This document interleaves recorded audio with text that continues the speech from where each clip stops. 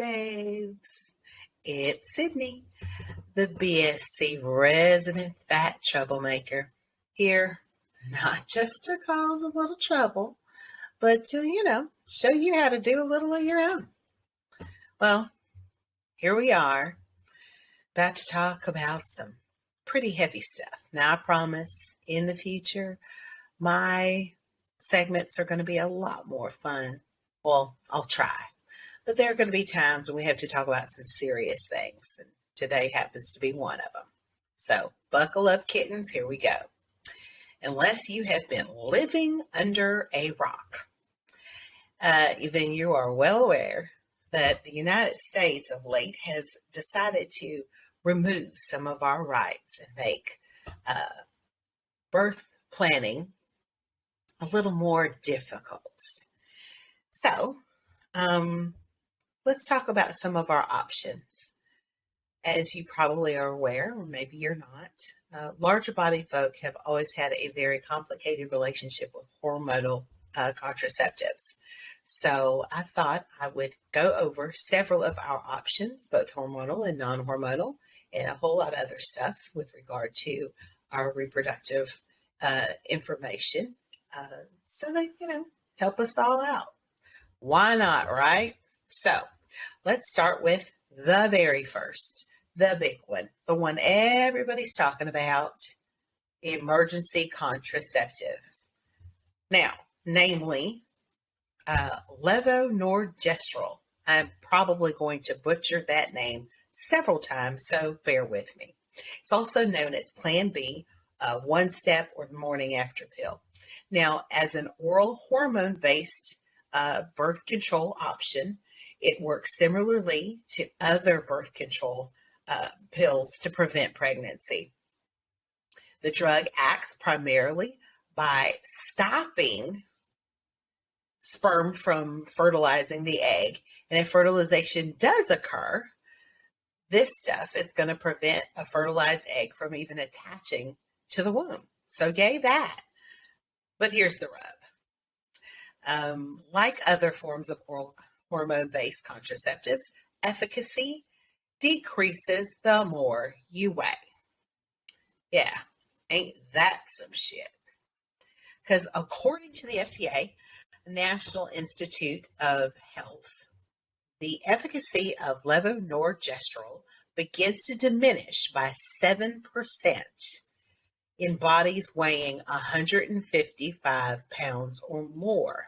Now, then it becomes 14% less effective for those weighing 175 pounds or more. And then it just continues to degrade from there.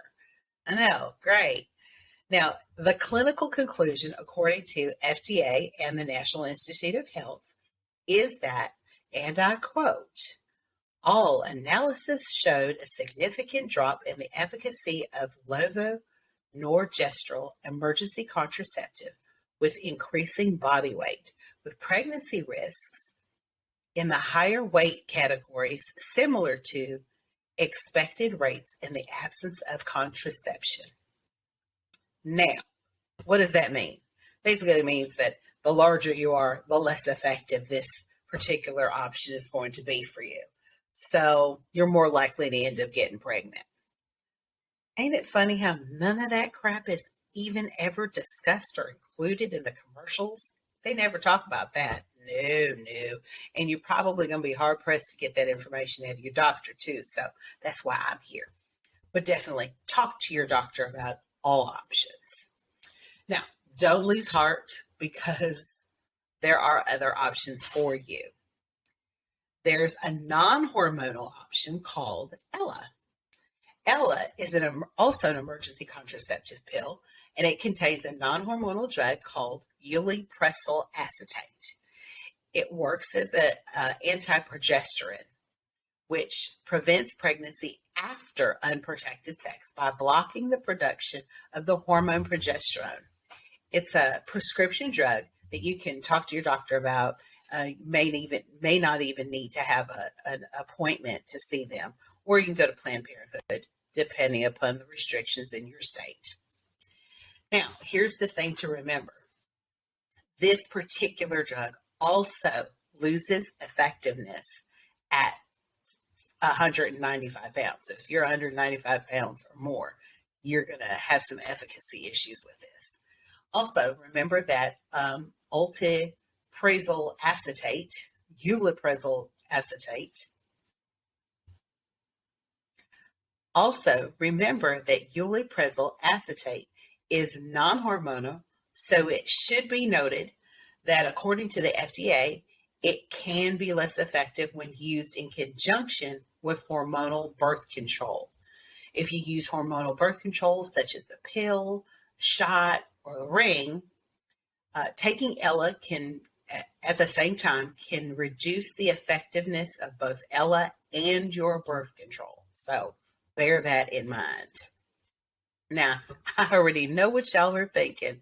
The hell are we going to do? Those of us that are over 195 pounds, goodness knows there's plenty of us, right? We still have options.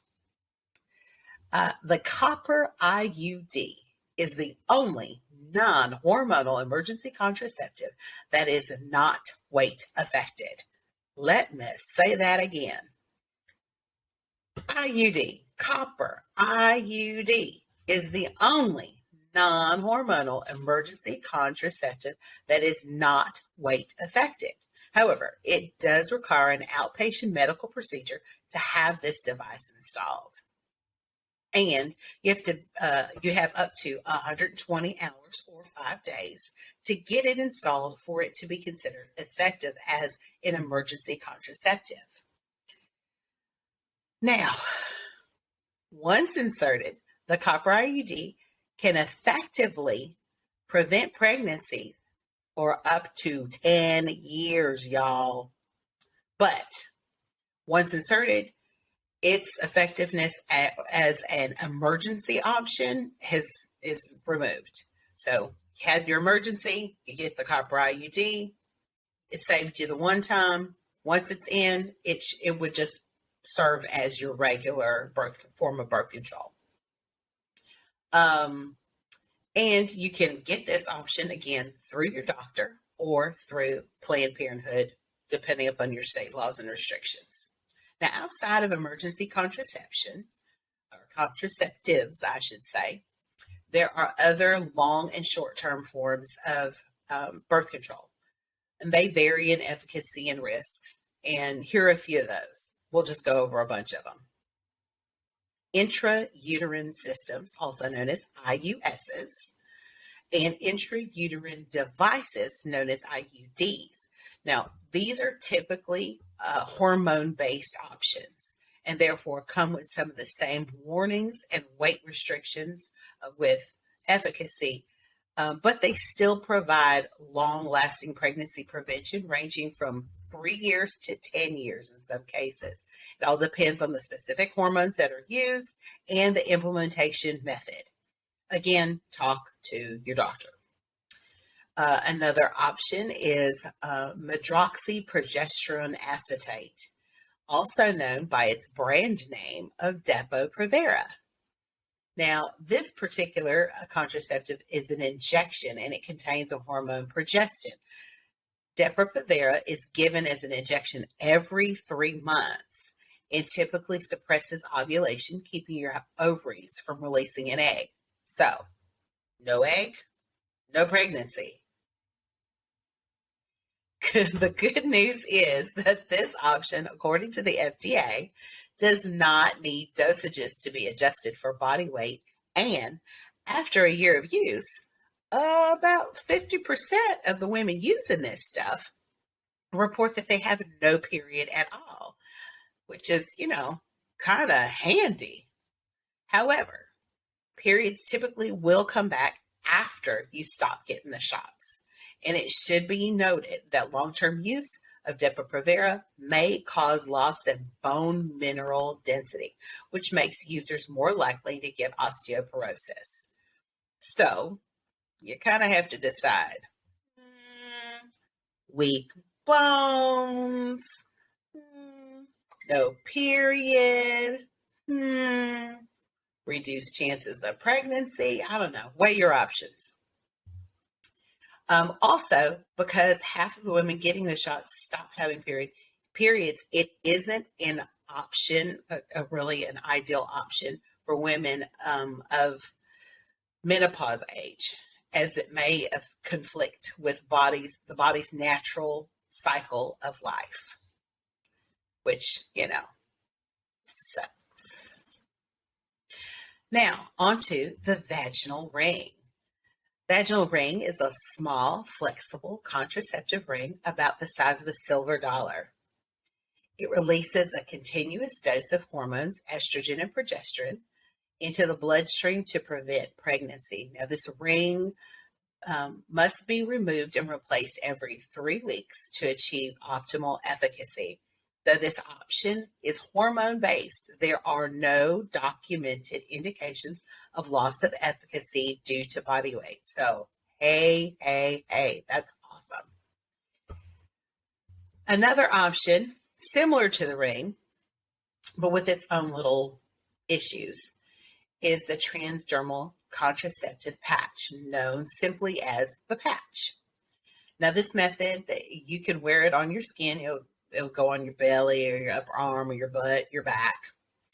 But it is noted by the FDA that this patch is not recommended for persons with body weights in excess of 198 pounds. That said, both options, the patch and the ring, are ideal for those with trouble swallowing pills or have tendency to forget to take a daily contraceptive pill. Again, as always, chat it out with your doctor or preferred medical professional. Now, if you are one of those people who has pretty much figured out you are probably never going to have kids, they're not in the cards for you. They're not what you want. That's fine. But sterilization may be something you want to consider. Though, while considering it, it is important to be aware that because most sterilization procedures are permanent or irreversible, some states and doctors require you to be married and or already have children before a procedure would be performed. Also, some states have even gotten ballsy enough to where they require you to petition a court before they'll perform the procedure. Like, yay, we're legislating of our bodies, just what we always wanted. However, if this is definitely something you want to do, you feel like is necessary for your life, by all means, fight it out. But you should be aware of some of the hiccups that may come along the way. Also, because this is a surgical option, you should also be very aware of all the regular surgical risk that may occur, and definitely think about all of these things when considering sterilization as an option for yourself. Now, we're all aware of the pill. The pill. Save the world. And it's a great option, especially if you're looking for something a little less permanent than sterilization. There's a long and winding list of non-emergency oral contraceptives with pharmaceutical names that I am not even going to attempt. We've butchered enough thus far already. So go ahead and talk to your doctor or Planned Parenthood if you're allowed for more information on any and all of those. But always be sure to ask about weight diminishing efficacies, side effects of each of the options. Know what it's going to do to your body, and ask plenty of questions. Next up, we're going to talk about barrier options such as condoms, diaphragms, and cervical caps. Now, these are all very effective and do not have any weight affected efficacy issues. So that's awesome. These options can also be combined with other forms of contraceptive, such as spermicidal lubricants, the pill, and other options that I've already mentioned. Condoms also have the wonderful added benefit of assisting in providing protection from STIs in addition to providing effective birth control. So, yay, bonus! Likely, y'all are just as overwhelmed by all of this information as I am in putting it together for y'all. But fortunately, there's this Wonder Woman out there by the name of Lindley Ashley. This wonderful, bodacious babe has created a fantastic resource called Post-Row Roundup Abortion Access Resources for plus size and fat people. Now, if you aren't familiar with who Lindley is, she's an artist, an author, a photographer, and, just like a genius. But she's the wonderful person behind bodyliberationphotos.com, which works towards increasing the representation of fat bodies in photography, advertising, and fine art, and just, the world in general. Basically, she's a dynamo because she does all of that cool stuff. And she took time out of all her busyness to put together this abortion access resource for us. Now, within it, you're going to find a lot of information, some of which I've already shared with you. But some of it you'll find as well is like a printable guide about emergency contraceptives and weight limitations that are associated with those. You're going to find an amazing BIPOC-led list of abortion funds that you can support. You're going to find information on how to keep your abortion private and secure, abortion funds in every U.S. state, dangers of supporting auntie networks, National Network of Abortion Funds, the Plan C Guide to Abortion Pills, Miscarriages and Abortion Hotline, and just so much more. Now, it's an absolute treasure trove of information relevant not just to our times, but to our large bodies. The website information for all of this that I've talked about and Lindley's page, they're going to be down in the details of the description of this particular podcast for this episode. And please avail yourself of it because it is, like I said, an absolute treasure trove of information specifically with large bodies in mind. So please check it out. Now, again, with everything that I've just shared with you and, of course, what you're going to find on Lindley's page, please always consult your preferred licensed medical professional.